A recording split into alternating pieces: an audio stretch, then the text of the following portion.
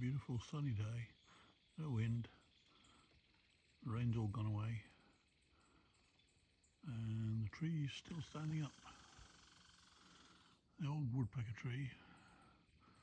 See if we can zoom in some of the features. It's pretty gnarly.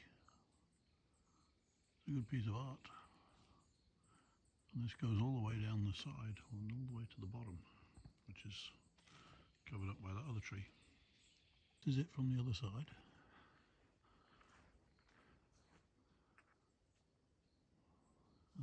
It's a bit in the shade, but we can zoom in, see where the woodpecker's been pecking at it, getting all the bugs.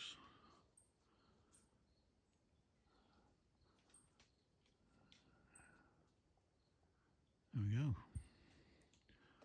And the house from this side. And a bit of lawn here. It leads down to the river through the bushes.